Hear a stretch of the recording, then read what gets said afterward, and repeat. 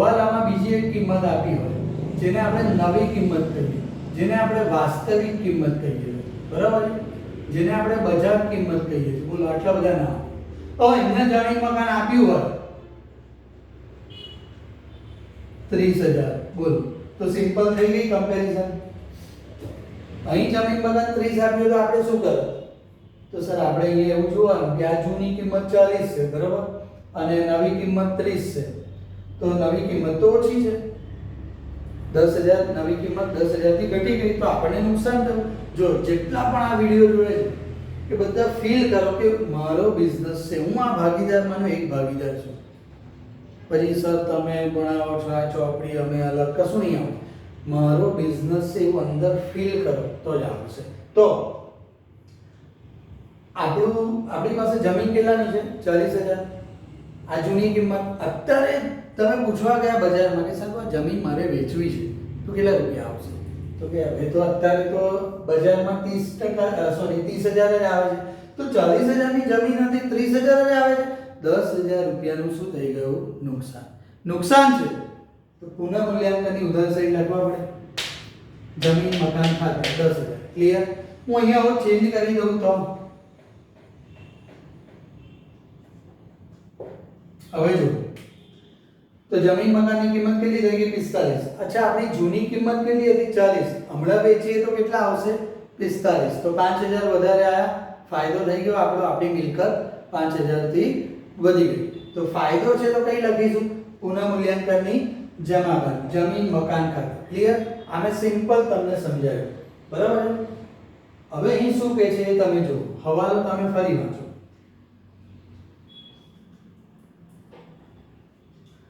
હવાલો કહે છે જમીન મકાનની ચોપડે કિંમત તેની બજાર કિંમત કરતાં 20% ઓછી છે. તો આ જે ચોપડે કિંમત છે એની બજાર કિંમત કરતાં 20% કેવી છે? ઓછી છે. કઈ કિંમત ઓછી છે? તો આ ચોપડે કિંમત. કેટલી ઓછી છે? 20%. શેના કરતાં? એની બજાર કિંમત કરતાં. એની બજાર કિંમત કરતાં એની ચોપડે કિંમત 20% ઓછી છે. તો એનો મતલબ કે એની બજાર કિંમત વધારે હશે. તો આપણે અહીંયા એક પદ મૂકી શકીએ કે ધારો કે તમે 100 ધારી શકો છો. આવી રીતે પણ કામ થાય કે ભાઈ બજાર કિંમત 100 છે અને ચોપડે કિંમત બજાર કિંમત કરતાં કેવી છે? 20% ઓછી છે. તો 20 ઓછા છે તો 80 આવી ગઈ તમારી ચોપડે કિંમત. આવું કહેવાય કે ના કહેવાય? શેના બધી ખબર પડે? એક જ વાક્ય. ચોપડે કિંમત, આ કિંમત 40,000 એની બજાર કિંમત કરતા 20,000 કેવી છે? ઓછી છે. તો સમજો, ચોપડે કિંમત એની બજાર કિંમત કરતા ઓછી એટલે બજાર કિંમત વધારે.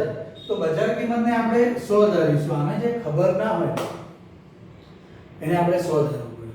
તો 100 રૂપિયા ધારીએ આપણે બજાર કિંમત. અને ચોપડે કિંમત આ બજાર કિંમત કરતાં કેવી છે? 20% ઓછી છે. તો આપણે 20% ઓછા લીધા આના કરતાં.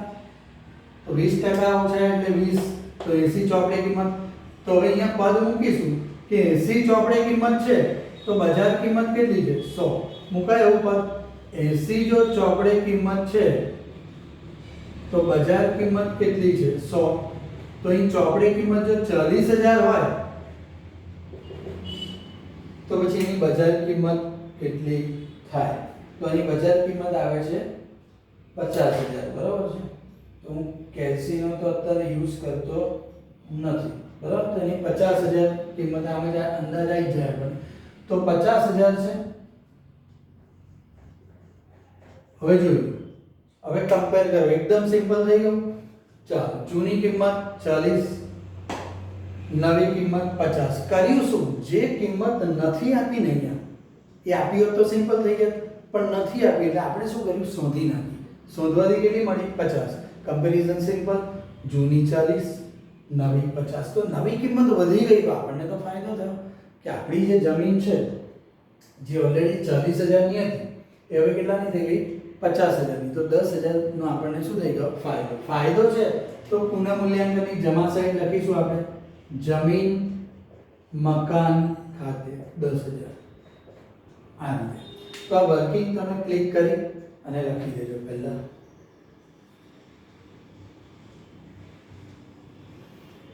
હા, એના પછીનો હવાલો છે ચૂકવેલ વીમા પ્રીમિયમમાં 4800 આવતા વર્ષના છે. ફરી વાંચું, ચૂકવેલ વીમા પ્રીમિયમમાં 4800 આવતા વર્ષના છે.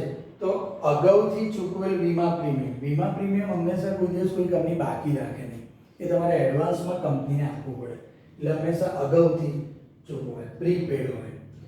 તો અગાઉથી ચૂકવેલ વીમા પ્રીમિયમ તો એડવાન્સમાં આપી દીધું તો આ દેવું નથી, લેણું છે.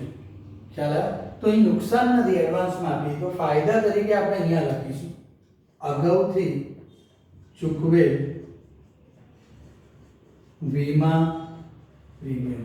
કેટલા રૂપિયા છે આપણી પાસે? અગાઉથી ચૂકવેલ વીમા પ્રીમિયમ છે 4800.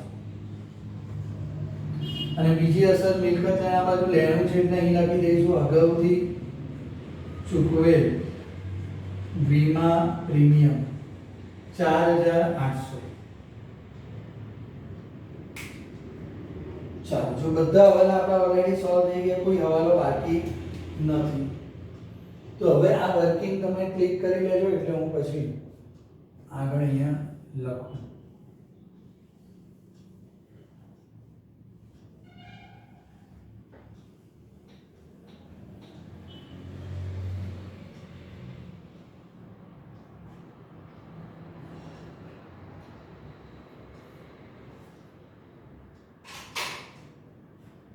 તો આ લાઈન આપણી અધૂરી અહીં ડ્રો કરી લઈએ.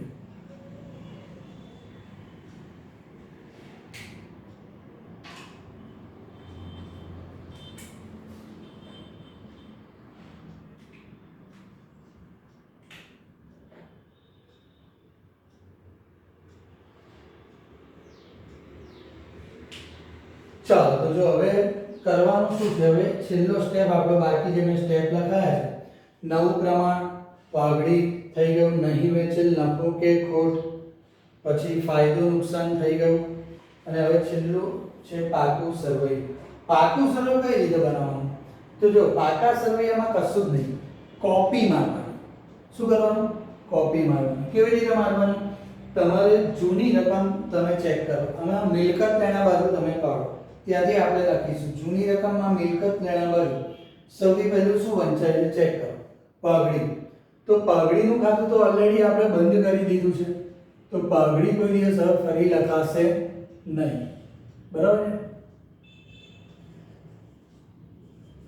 પાઘડીનું ખાતું બંધ કરી દીધું, જૂના ભાગીદારો વચ્ચે વેચી દીધું, કેન્સલ. આ લખાય નહીં, કોઈ દિવસ આ લખાશે નહીં. જમીન મકાન 40000. તો આપણે શું કરવાનું? જમીન મકાન ઇનર કોલમમાં લખવું પડશે 40000. અને જમીન મકાનમાં આપણે અહીંયા હમણાં સમજાઈ અને જોયું કે 10000 નો ફાયદો થયો. ફાયદો થયો એટલે અહીંયા એડ કરીશું વધારો. તો કિંમત આઉટર કોલમમાં કેટલી આવી? 50. બહુ સિમ્પલ. ચાલો,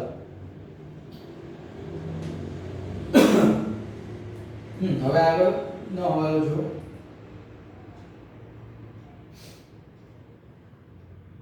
સોરી, આગળનો પોઈન્ટ જો. પાઘડી કેન્સલ, જમીન મકાન 40000, યંત્રો છે 32000. યંત્રમાં કોઈ પ્લસ માઈનસ થયું છે? કોઈ હવાલો નથી, એટલે આઉટર કોલમમાં ડાયરેક્ટ આપણે લખી દઈશું યંત્ર. કોઈ હવાલો ના હોય તો આપણે આઉટરમાં લખીશું, હવાલો હશે તો ઇનરમાં, અને એમાં વધારો હશે તો પ્લસ કરીને બાદ, ઘટાડો હશે તો માઈનસ કરીને બાદ. ચાલો, એના પછી રોકાણો છે 20000. બોલો, રોકાણ લખીએ 20000. કોઈ દિવસ લખાય નહીં. કેમ નહીં લખાય? લખવા તો પડે ને. નહીં એટલે લખાય કે રોકાણ આપણી પાસે છે જ નહીં. રોકાણો આહના લઈ જાય છે, પેલો હવાલો જોઈ લે. રોકાણો પણ લઈ જાય છે આહના. જો આહના રોકાણ લઈ ગઈ હોય તો એ રોકાણ આપણી પાસે છે જ નહીં, એ તો આહના લઈ ગઈ છે જ નહીં, તો જે લખવાનો કોઈ પ્રશ્ન રહેતો નથી. ચાલો, એના પછી જોઈએ દેવાદારો કેટલા છે? 25200. તો દેવાદારો 25200 છે, તો એ આપણે લખવા પડશે 25200 દેવાદારો. જેવા જેવા, કારણ કે કોઈ પોઈન્ટ તો આપેલો નથી.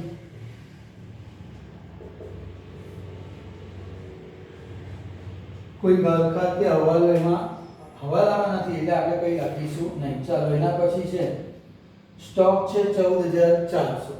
તો સ્ટોકમાં પણ કોઈ પોઈન્ટ છે નહીં, તો આપણે શું કરીશું, આઉટર કોલમમાં સીધું લખી દઈશું. બરાબર, સ્ટોક 14400. ચાલો એના પછી છે રોકડ આપેલી છે 16000, પણ રોકડ આપણે આ લખાશે નહીં, નવી રોકડ લખવી પડશે. રોકડ આપણે નવી શોધીને લખીશું. ચાલો એના પછી છે જાહેરાત ઝુંબેશ કેન્સલ કરાયેલું છે. બરાબર છે, અને નફા નુકસાન ખાતું પણ કેન્સલ કરાયેલું છે. નહીં વેચેલ ખોટ છે, ફરી લખાશે નહીં. કેમ? એ તો જૂના ભાગીદારોને વેચી દીધી, હવે છે જ નહીં એટલે લખવાનો પ્રશ્ન રહેતો નથી. તો બધા પોઈન્ટ સોલ્વ થઈ ગયા. હવે શું, તો કે સરવાળો બાકી છે. તો એ જે સરવાળો બાકી છે આપણે સરવાળો પહેલા સોલ્વ કરીએ. ચાલો, તો હવે સરવાળાની અંદર જોઈએ આપણે તો સૌથી પહેલા પુનઃમૂલ્યાંકન ખાતું છે. તો પુનઃમૂલ્યાંકન ખાતાનો સરવાળો આપણે કરવો પડશે સૌથી પહેલા. તો પુનઃમૂલ્યાંકન ખાતાનો સરવાળો આપણી પાસે આવે છે 17200. સરવાળાની નીચે ડબલ લાઈન ડ્રો કરવી પડે. 17200. આ જે સરવાળો અહીં લખીએ 17200. ડિફરન્સ કઈ છે જ નહીં એટલે 17200 આવશે. અહીં લખી દઈશું આપણે નફો. આ નફો જૂના ભાગીદારો વચ્ચે વહેંચી દઈશું. આસ્થા, અચ્છા, બંને ભાગીદારો વચ્ચે કેવી રીતે વહેંચવાનું પ્રમાણ નથી આપ્યું એટલે આપણે તો સરખે હિસ્સે લઈ લીધું છે.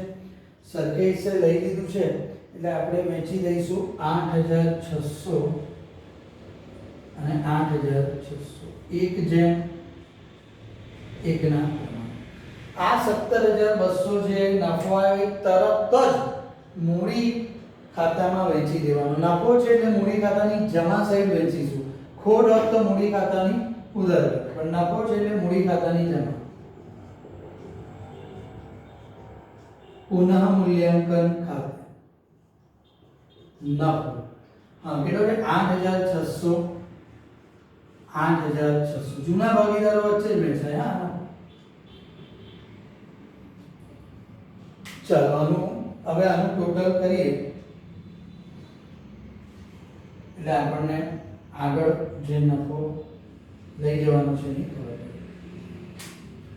તો મૂડી ખાતામાં આવી જાવ તો મૂડી ખાતામાં આસ્થાનું ટોટલ થાય છે 89800.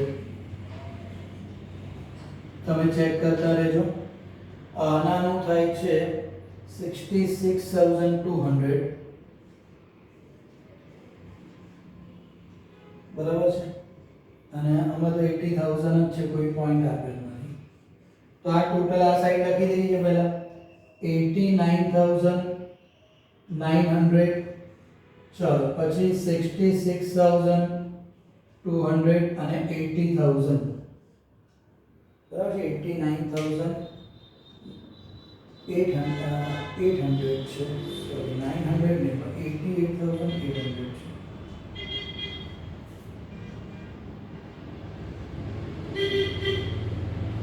હા, ડિફરન્સ જે આવે એ આપણે લખીશું. આને કહેવાય આખરની બાકી, એટલે બાકી આગળ લઈ ગયા એવું લખવું પડે. જો ડિફરન્સ આવે છે 82000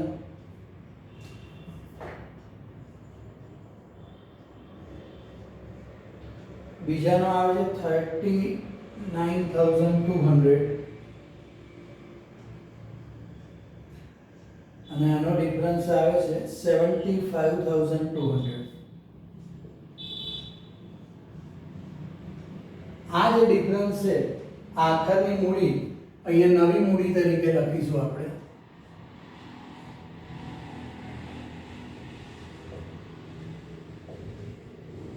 અને હવે આ નવું પાકું સરવાયું છે એટલે નવા ભાગીદારનું પણ અહીંયા નામ આવી ગયું 82000 39200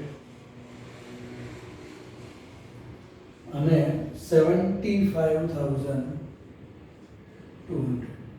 બરાબર. આનું જે ટોટલ છે બહાર લખી દઈશું 1,96,400. 1,96,400 આ રીતે.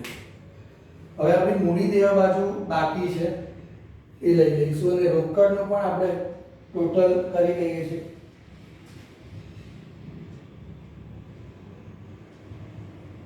$1,03,200.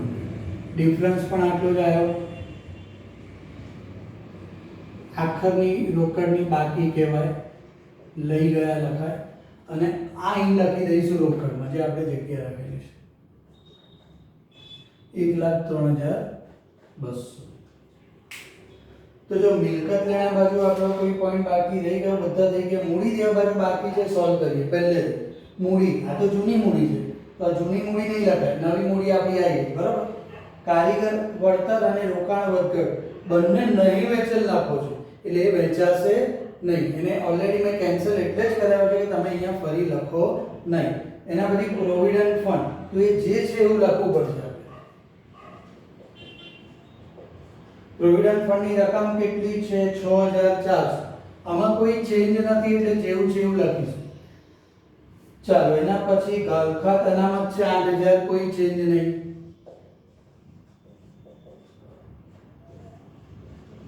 ચાલો એના પછી છે લેણદારો 12,000. ઓલરેડી આપણે લેણદારો અહીં લખી દીધા છે ચેન્જ કરીને બરાબર.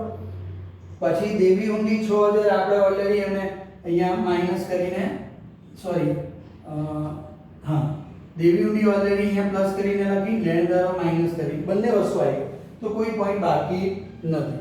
હવે આપણે ટોટલ કરીએ તો બંને સાઈડનું ટોટલ આપણું આવી જવું જોઈએ સરખું. ટોટલ બંને સાઈડનું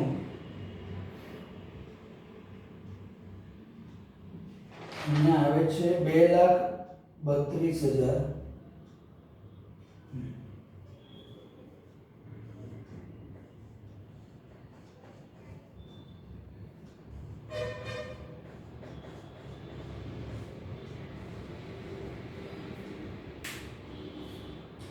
તો આ રીતે આખો એક્ઝામ્પલ આપણે ગણ્યો. નો ડાઉટ મિત્રો એક્ઝામ્પલ થોડો લેન્ધી હતો પણ એક એક ટોપિકને આપણે સમય આપીને શીખ્યું.